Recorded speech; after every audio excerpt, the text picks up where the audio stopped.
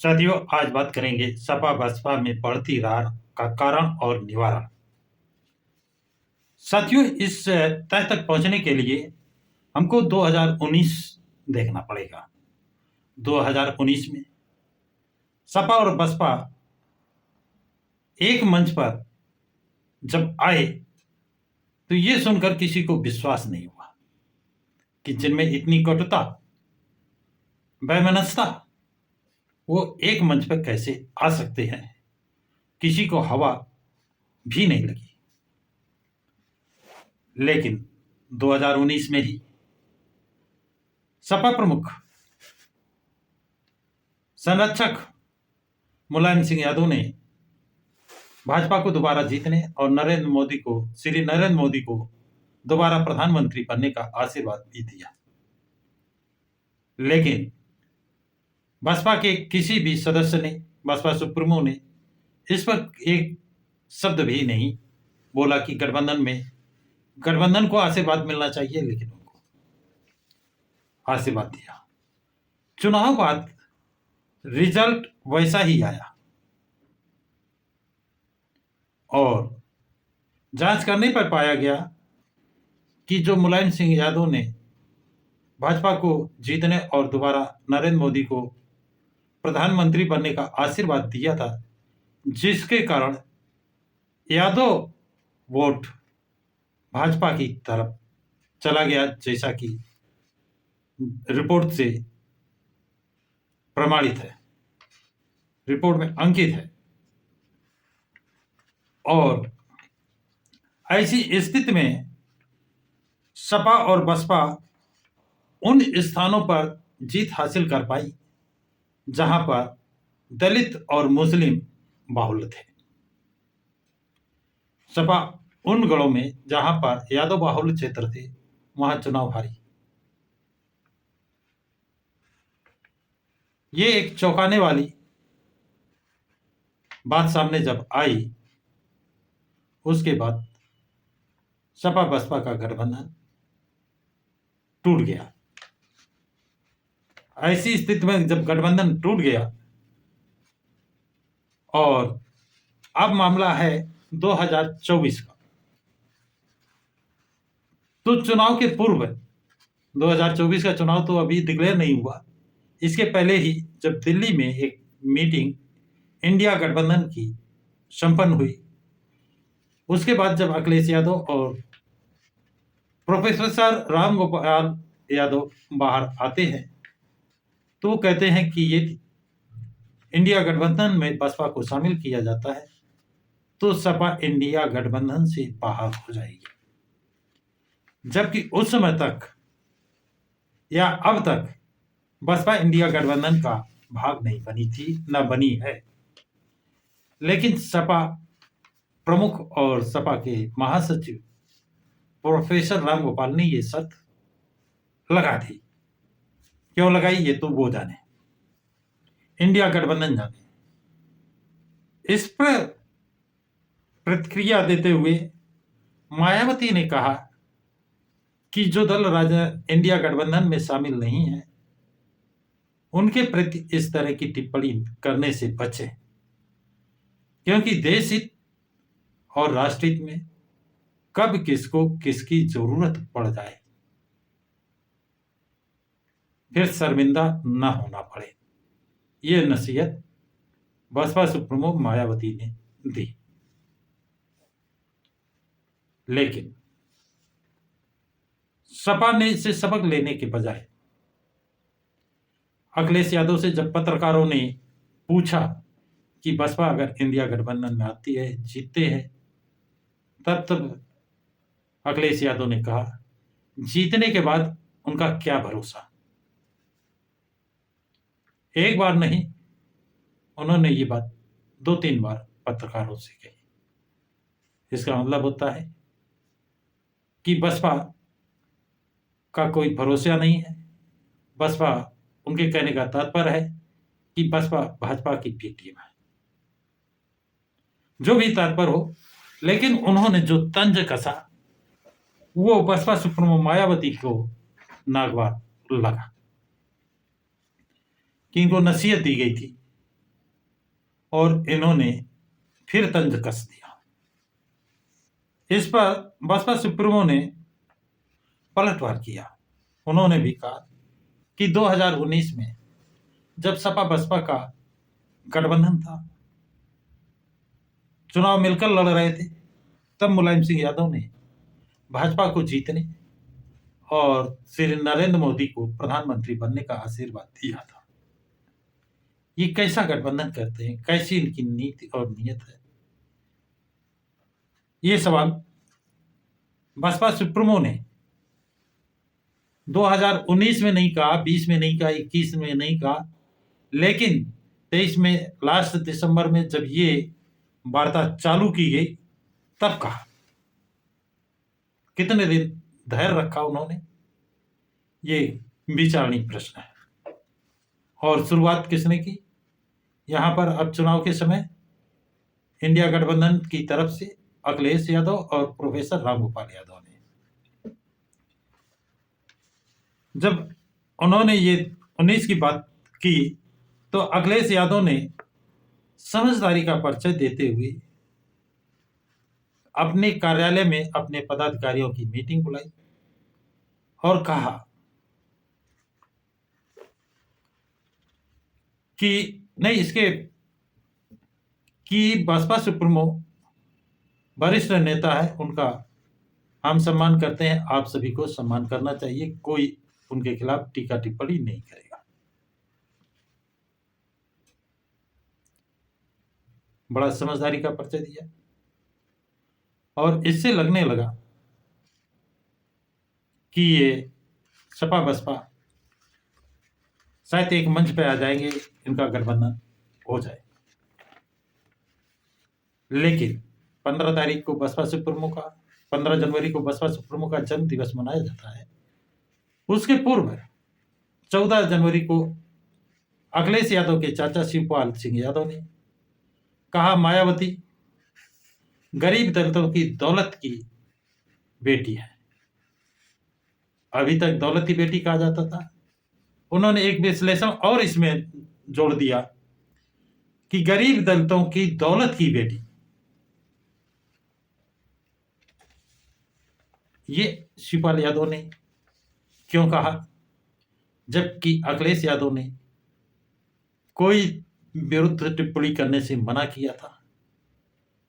का शिवपाल यादव और अखिलेश यादव में अंदरूनी अभी कोई बात है, हित नहीं देखना चाहते हैं, अथवा इस टिप्पणी के करने में अखिलेश यादव का भी सहमति है, उनकी सलाह है? लेकिन अखिलेश यादव ने अपने चाचा को ऐसी टिप्पणी करने से मना नहीं किया, लेकिन उन्होंने इसके पलट एक दूसरी राजनीतिक टिप्पणी कहें या सूझबूझ, दोनों कहे जा सकते हैं, सूझबूझ भरा बयान दिया। अभी हम सूझबूझ भरा बयान ही कहेंगे कि हम तो उनको, और हाँ, इससे पहले उन्होंने अपने जन्म दिवस पर बसपा सुप्रीमो ने अखिलेश यादव को गिरगिट भी की तरह रंग बदलने वाला कहा कि कभी कुछ कहते हैं, कभी कुछ कहते हैं। इसके बाद जब पत्रकारों ने अखिलेश यादव से पूछा तो उन्होंने कहा मैं तो उनको प्रधानमंत्री बनाना चाहता था और वो मुझे गिरगिट कहते हैं, कुछ भी कहें, हम तो प्रधानमंत्री बनाना चाहते थे। बहुत बड़ा बयान दिया उन्होंने और एक पके राजनीतिक खिलाड़ी, बहुत बड़े कुशल खिलाड़ी की तरह उन्होंने तीर चलाया। अब ये उनका दिल का बयान था या राजनीतिक स्टंट थी? राजनीतिक स्टंट था। अब ये तो वक्त बताएगा, लेकिन इस पर भी चर्चा कर लेते हैं। अगर अखिलेश यादव वास्तव में चाहते हैं कि बसपा सुप्रीमो को प्रधानमंत्री बनाया जाए, प्रधानमंत्री का दावेदार घोषित किया जाए, तो उनको इंडिया गठबंधन में बसपा सुप्रीमो मायावती का नाम प्रधानमंत्री पद के लिए दावेदारी प्रस्ताव रखना चाहिए। यदि वो दिल से चाहते हैं, राजनीतिक स्टैंड नहीं है, तो निश्चित रूप से वो इस प्रस्ताव को इंडिया गठबंधन में रखेंगे। और उनकी राजनीतिक कूटनीतिक चाल है तो वो कदापि बसपा सुप्रीमो मायावती का नाम प्रधानमंत्री पद के दावेदारी के लिए नहीं रखेंगे, बल्कि उसका विरोध करेंगे, जैसा कि अभी तक देखने को मिला है कि जो शख्स, जो राजनीतिक पार्टी बसपा सुप्रीमो को इंडिया गठबंधन में शामिल करने पर इंडिया गठबंधन छोड़ने की बात करता है, वो शख्स कहता है कि मैं प्रधानमंत्री बनाना चाहता हूं। अरे किसने रोका अभी? आप प्रधानमंत्री का पद का प्रस्ताव पास कराइए, विवाद अपने आप खत्म हो जाता है और 2027 में होने वाले उत्तर प्रदेश चुनाव में आप मुख्यमंत्री का चेहरा बन रहे हैं, या केंद्र में जहां जाना चाहते हैं, जो पद चाहते हैं वो आप पा सकते हैं। लेकिन आपकी नीति और नियत में अगर खोट नहीं है, दिल की आवाज है, तो आप निश्चित रूप से इंडिया गठबंधन में बसपा सुप्रीमो मायावती का नाम प्रधानमंत्री पद के लिए प्रस्तावित करेंगे। और अगर नहीं करते हैं तो फिर आंख के अंधा, पैर का लंगड़ा वो भी जान जाएगा कि अखिलेश यादव की नीत और नियत में खोट है।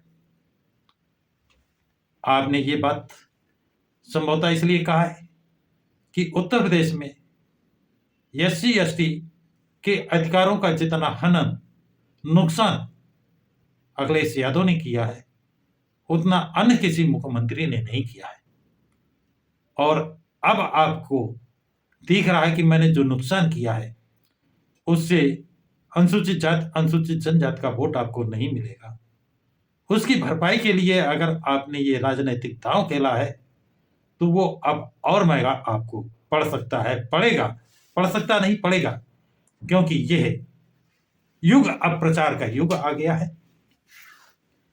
जिस यशवीर शेड्यूल से आपने SC ST, जो देश में 6,000 जातियां, 3,000 जातियां हैं SC ST की, उन 3,000 जातियों का आपने पूरे देश में नुकसान किया है।